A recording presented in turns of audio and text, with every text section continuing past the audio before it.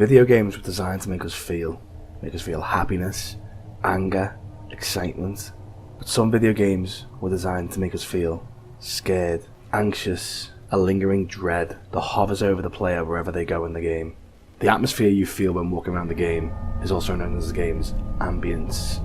It's the world, the characters, the setting, everything the developers put together to make this game feel alive, whether it be happiness, whether it be action-packed, exciting, or terrifying. So, without further ado, I'm Gilloboijr Jr., and these are some of my examples of horror ambience done right in video games.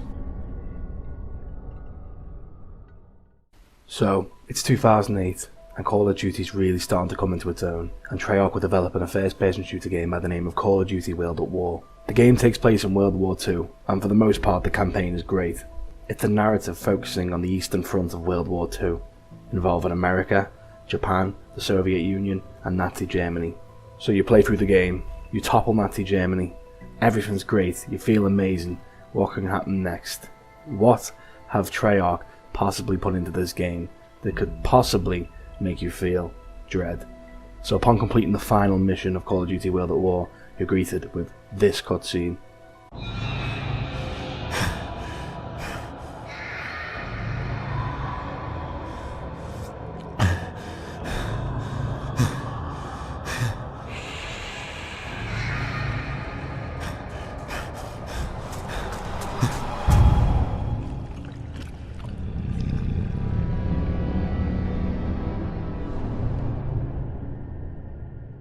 And just like that, the chills run up your spine and you think, what the hell is going on here? Call of Duty Zombies isn't what it used to be now. Call of Duty Zombies now is a little bit far-fetched, but when it was originally released on Call of Duty World at War, Call of Duty Zombies was terrifying. That cutscene alone, when I first ever saw it as a kid, absolutely frightened me. You didn't get Pack-a-Punch, you didn't get special weapons, you got a ray gun. If you were lucky, it was all down to you, alone. As the map was called in the original World at War, Nacht der Untoten, this was the Night of the Dead. Could you survive? Well, it was all down to skill, determination, and of course, the luck of the mystery box. But I think this is one of my favourite examples of horror in a game. Seeing that cutscene after just playing a game which has nothing to do with zombies, you sit there and you're like, hang on, what? And it just plops you into the map. You're alone. If you're playing solo, it's completely scary, it's terrifying. You're alone and you've got to defend yourself against zombies. You're used to shooting actual soldiers, but these aren't actual soldiers. This is the living dead, and they're coming for you. A saying people use when they talk about polar opposites is the saying night and day. Now, a lot of different developers have tried to actually implement the exact metaphor into games, night and day. What if we could make a game where during the daytime you're completely fine, everything's Gucci, then we could make a game in the nighttime. It's absolutely terrifying. Well, the whole premise of that, I believe, was achieved in 2015 when Dying Light was released. Techland and Warner Brothers created a survival horror game where basically if you go out in the nighttime you're gonna get messed up. The story follows an undercover agent named Kyle Crane who's sent to infiltrate a quarantine zone in the Middle East. So, let's put this into perspective. You're in the Middle East, you don't know where you are, you're sent to deal with something which you don't know what it is yet. You get there and guess what it is? Yeah, zombies again. But they're not just zombies. There's different types of special infected in the city of Haran, and I don't think any quite capture that terrifying dread more than the volatiles. Now, if you had a checklist of terrifying things about a zombie humanoid creature, you've got aggression, check. Speed, check. Threat level, check. Power, check. Dislocated jaw, check.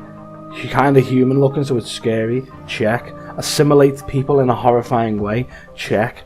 Has plenty of jump scares in the game, check. What more do you need? This thing's terrifying. And the only thing that makes them worse is if you meet one at night time, because at night in the game these things are twice as strong, twice as fast, and twice as terrifying, and they really help build up the horror ambience of this game. The idea of one half of the game you'll be completely fine, but the second half of the game you better get to cover and you best hide, because if you go out there you're done for. And of course, what does the game do a few times? It makes you go out there. Alright, now imagine yourself, imagine your brain. Imagine you keep having this thing jump up and scare you. And people keep telling you about this thing and telling you how horrible it is. Your brain doesn't like this thing, and your brain does not want anything to do with this thing. Now imagine someone kept putting your brain in the thing or near the thing. That's exactly what Techland did. They're like, you see this scary monster, you see this scary environment, you don't like it, do you? Well, guess what? You're going out there and you're dealing with it. Absolute perfect, absolute brilliance, absolute horror ambience, and that's why it's on this video.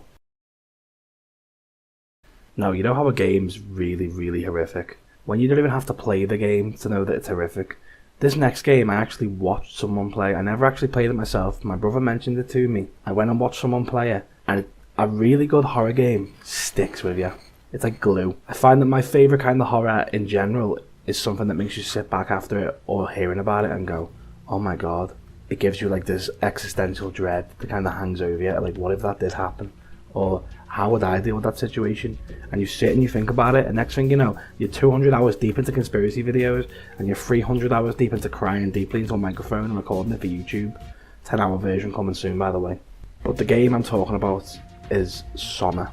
So SOMA is a horror experience set underwater, and you play as Simon Jarrett, who wakes up to find himself in a mysterious underwater facility that's broken into chaos. So during your time, you're walking around, you're seeing robots, and these robots are convinced that you're human.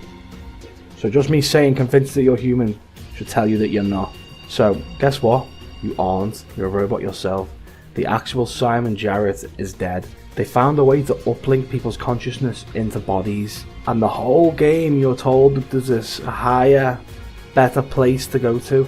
You just need to transfer your consciousness into other bodies to help yourself get to this satellite. And when that satellite gets shot into space, you're out the facility, your consciousness is away, and humanity, for somewhat, will be saved. Not saved, but preserved. So you're probably asking yourself, that doesn't sound too bad, you know, transferring your consciousness from one body to the other, and you just kind of get out of there.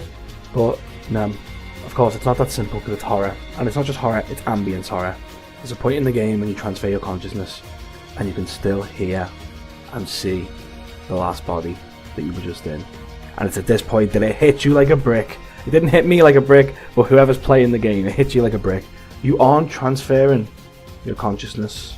So throughout the game you'll believe that it's just like resetting. That body goes, the new one comes alive. No, you're leaving them behind. They're still alive. Imagine you're in a tough spot and someone can say to you, no, you can just leave your body, go to a new body, and you're out of that tough spot. Except you're not. That last body that's still alive, the consciousness is still in there, and it's still dealing with that horrible situation that you were just in. And it doesn't become any more apparent in this game how horrible it can be till the very end of the game. So a quick spoiler warning, if this sounds like your cup of tea and you haven't played it before, then don't watch the next part of this video. Just ignore it and skip to the next bit, skip to the next game, because this is going to be the spoiler for the end of the game. So at the end of the game you finally do it, you reach the satellite and you get your consciousness and you upload it, and then it's just kind of like, we made it, we did it. And he's like, what do you mean we made it? I'm still here. She's like, your consciousness is on there. I told you it's like a roll of a dice. So you've been lied to basically to get her consciousness onto the ship. So she's on it, she goes, and you're left trapped. And the voice acting in this game, oh my word, it's amazing. The voice goes from anger to fear to dread in the space of like 30 seconds. He's effing and blind and swearing at her, saying, you lied to me, you did this. And then all of a sudden it's like, wait, no, please don't leave me here. And then just to flip it on its head, it shows you him sit back and you hear the monsters like getting closer. Then it cuts to on the satellite and he comes out, his consciousness, he's in like a human body, and he sees the woman. He's like, we did it, we made it. Little did he know that he didn't actually make it, just that part of his consciousness did. The real him is still trapped on that ship, and that is true horror. Now for the last entry, let me just get something straight between all of us, between me and you, between me, Gilloboijr Jr., and you, the viewer. Horror ambience doesn't mean the game has to be a horror game. It doesn't have to be a scary game. Ambience itself is dread, and it's fear, and it's creepiness, and it just lingers over you, but it doesn't have to jump in your face and go, oh, I'm going to scare you. It can just be there, and it's constantly breathing down the back of your neck. It's constantly making you think. what is that, and what's gonna happen next. And that, ladies and gentlemen, is true horror ambience. I say this because my next game isn't actually a horror game. It was actually a game developed for children. And FYI, this just so happens to be my favourite game of all time. The game I'm talking about was released in 2000, and it's The Legend of Zelda: Majora's Mask. Now imagine a game developed just purely on time. Everything you do is timed. Everything you have to complete has an expiry date, and that expiry date is next Tuesday. You open your calendar and you look, and guess what day it is? It's Sunday. You've got a few days, and I don't mean a few days in real life time, I mean a few days in in-game time, and everything you do is timed. But you think, so what? It's timed. You know, I just don't worry about it. Imagine this. Look at this. Look at this moon. This is gonna fall down and crush and kill you and everyone you love. And that's what the timer runs out at. When that timer hits 0, that moon's gonna kill you and everyone you know. But it's more than just that. It's more than just the moon. It's the people around the moon. It's how the game interacts with the moon. How the characters deal with what's happening around them. I've never played a game where the characters actually start to change. They're not just talking to each other. They're saying the same thing every time you interact. You talk to them on day 1, they're okay. You talk to them on day 2, they're slightly not okay. You speak to them on day 3, they're super not okay. The last few hours, they're hiding. Ambience is about building a world, building a reality, building something that you can sit back, play/watch, and think to yourself, oh my god, this is so real that I feel like I'm there. And nothing gets more real than going to somewhere like a sword dojo where he's going to teach people how to defend themselves, and the guy is cowering in fear in the back. It's a true masterpiece in terms of horror ambience and in terms of atmospheric building in a game. My 2 favourite words when I describe anything like horror ambience is definitely lingering dread. A lingering dread that hangs over you and makes you constantly think about it and constantly be aware of it. And you have a little timer at the bottom of your screen which constantly reminds you that time is ticking. Everything you do needs to be done as fast as possible. And if you forget something or don't do something right, guess what? Reset the 3 days. Reset the 3 days. Reset the 3 days. Reset those 3 days. And you have to keep going. Keep dealing with the same emotions, dealing with the same feelings, the same characters who are all going through the same 3-day cycle of terror and dread. Imagine being stuck in the worst 3 days of your life forever. And that right there, ladies and gentlemen, is what I call true horror. That is absolutely terrifying. But you know what's more terrifying than that? That you made it to the end of this video. And I've been Gilloboijr Jr. Make sure to like and subscribe. I hope you really liked this video. I've really enjoyed talking about this. If you couldn't tell, I've been editing this in Audacity, and I can see my wavelengths, my voice going really high, which tells me I'm very excited. But alas, it's been a great time. I hope you have a good day. Bye bye now.